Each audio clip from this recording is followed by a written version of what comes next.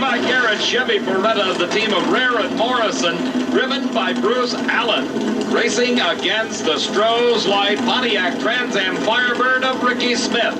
This is the first season for Smith at the wheel of the GM product, formerly campaigning the Ford, now enjoying great success with his Pontiac. The final staging procedures underway, and a good start for both drivers.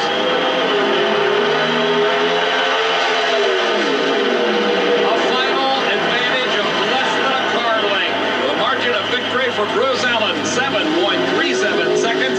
His speed, 187 miles an hour. This is Bob Glidden, the Motorcraft Ford Pro, carrying our onboard camera. This is another round in the continuing war between Bob Glidden and Warren Johnson. These two drivers have battled on racetracks throughout the United States and Canada. More often than not, Warren Johnson has not been the victor. But here he hopes to reverse that trend. Warren Johnson, the driver of the AC Delco Oldsmobile. For Bob Glidden, another milestone is in sight in his career. Earlier, Steve Evans talked with him. Did you ever think you'd get to the point where I would be saying to you, Bob, you could get win number 70 today? Well, not years ago now. Maybe last week we thought that, Steve, but no, really that was not even a thought in any way. Are there milestones anymore for you? Well, every race is a milestone for us. Right now, it would be a milestone to win at Gainesville. You know, that rarely happens for us. It has only happened twice in Bob Glidden's career, in 1975 and again in 1979. It has been a 10-year absence from the winner's circle at the Gatornationals for Bob Glidden. Warren Johnson visited there back in 1985. Bob Glidden in the far lane. Warren Johnson in the near lane. You're riding in the Motorcraft Ford Pro. Glidden in high gear, pulls ahead of Warren Johnson and takes the win. Glidden, his elapsed time, 7:34. Warren Johnson, a 7:42. As we look again, an instant replay, you can see the huge advantage off the starting line that was gained by Warren Johnson. The difference between the two drivers was nearly 0.06 of a second to Johnson's benefit, but it was the power of the Ford of Bob Glidden that paid off at the finish line. Nearly 2 miles an hour faster as he crossed the mark at the end of the track. Glidden advances into the semifinals to race the surprising Darrell Alderman in the Dodge. Glidden has the choice of lane. The other pair in the semifinals finds the defending Gatornationals champion Bruce Allen against Frank Iaconio, with Allen having lane choice. In Art Hendy's pit area, the normal maintenance work going on between rounds, getting his funny car ready to race Ed McCullough. More action coming up shortly from the 20th annual Motorcraft Gator. Say hi to Frank Iaconio Jr. He's enjoying himself at the Motorcraft Gatornationals. So's his dad. He takes his Pontiac to the starting line against the defending champion Bruce Allen in Pro Stock semifinals. Right now, though, we're in the semifinal round of Top Fuel Eliminator. This is the quickest and fastest driver in the sport, Eddie Hill at the wheel of the Super Shop Special.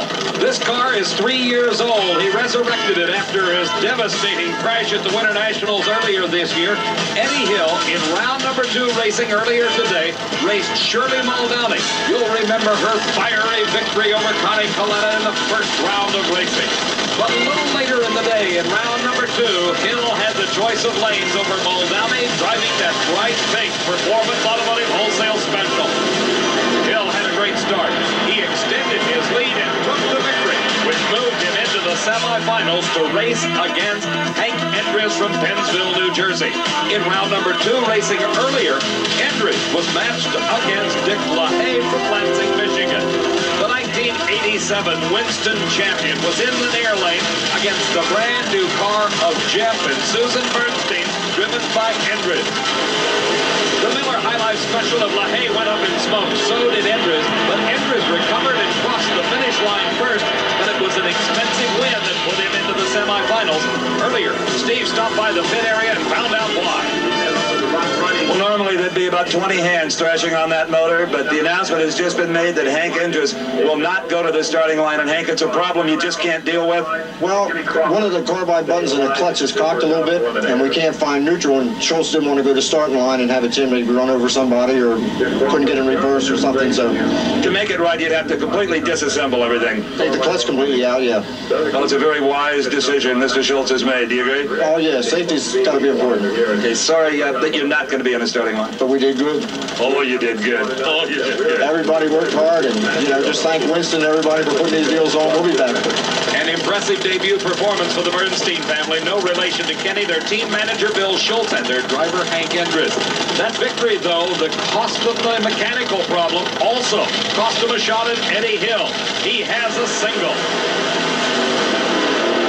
Obviously trying for the low ET in choice of lanes. Eddie Hill runs 5.09 seconds.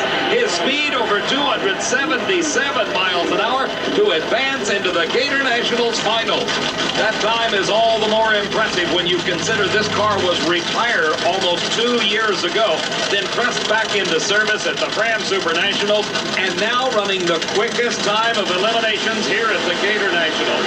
The next pair in the semifinal round finds Darrell Gwynn from Miami, Florida, against the Montesano, Washington-based lumberman Earl Whiting in the near lane.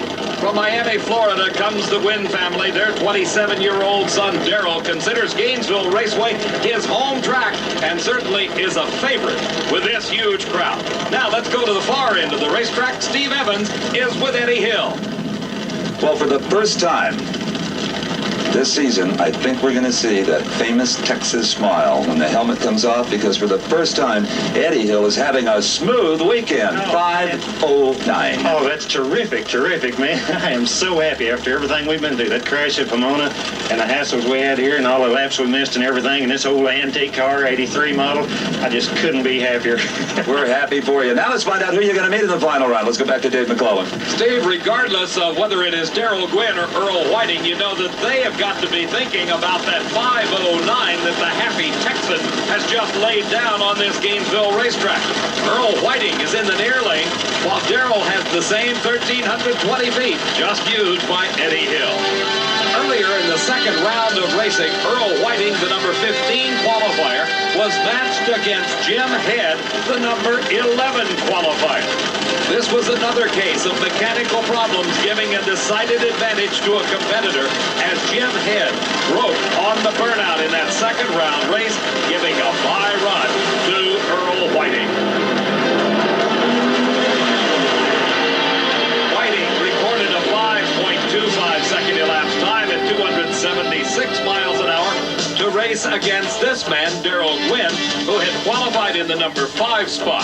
In round number 2 racing, his opponent was Dennis Forcell, who was the surprise winner back in round number 1 over Joe Amato. We saw that earlier today. A final check of the race car by crew chief Larry Frazier.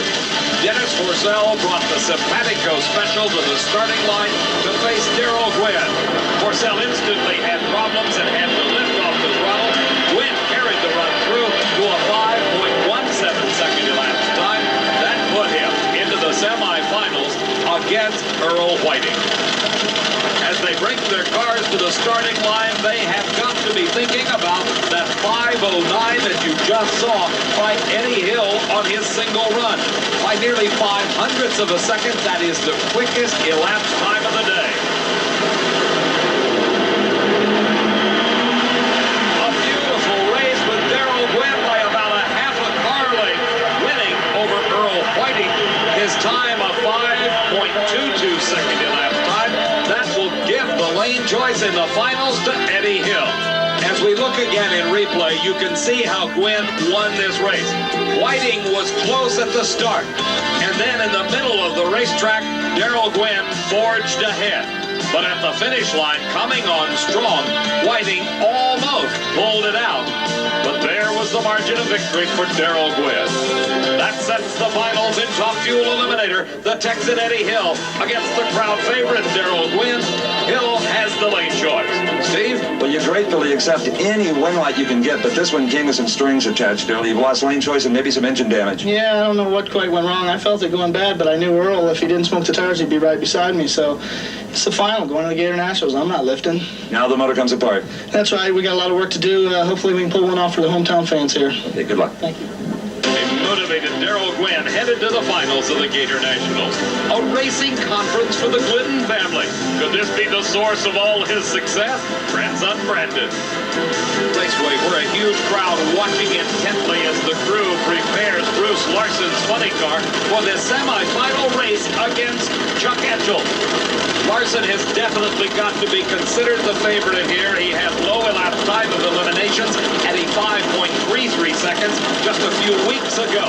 At the Fram Super Nationals, he set the new national record at a 5.27 second elapsed time.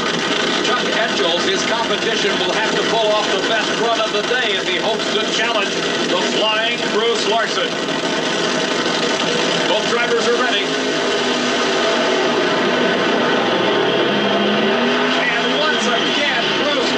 Just annihilates the competition.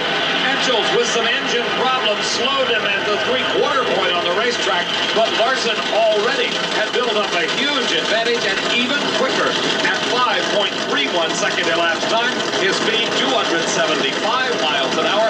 For the third race in a row, Bruce Larson is in the finals of an NHRA national event. Art Hendy, former boat racer, former alcohol funny car racer, now enjoying the finest day of his career in the professional categories as he is racing against Ed McCulloch in the semifinals. In his 11 career victories, McCulloch has been a Gatornationals champion twice, in 1972 and again back in 1986. Now let's go to the far end and Steve. For the third consecutive race, this man, Bruce Larson, goes into the final round. That is a nice ring to it, doesn't it? Oh, it feels great, Steve. And you're going to love the elapsed time, the 5:31, the best of the day. Okay, we're ready for the final. And for change, you've had a trouble-free day. Yeah, it's going real smooth. We've been fighting it for the last couple races, but we're catching up with our problems. The problem just now setting in for Art Hendy. You see the slash sign across the throat? That indicates to Hendy to shut the engine down. He pulls the fuel shutoff valve that cuts the supply of nitromethane to the engine. It dies, and that indicates for Ed McCulloch a single run as McCulloch gets the break of the day to go into the final round. Hendy had the choice of lanes, but the mechanical problems suffered on the burnout were so severe that he had to shut the engine off. And McCulloch goes up in smoke. This cannot be a confidence builder for the two-time Gatornationals winner. He is going into the final round to race against the quickest car of eliminations. McCulloch's time only a 9.76 at 68 miles an hour. But that was quicker, we must admit, than Art Hendy's, who was forced to shut off in a tough break for the team of Hendy and Worsham. That sets up the finals. Compare that 9.76 by McCulloch against the 5.31 of Bruce Larson. And you know why. Larson had lane choice.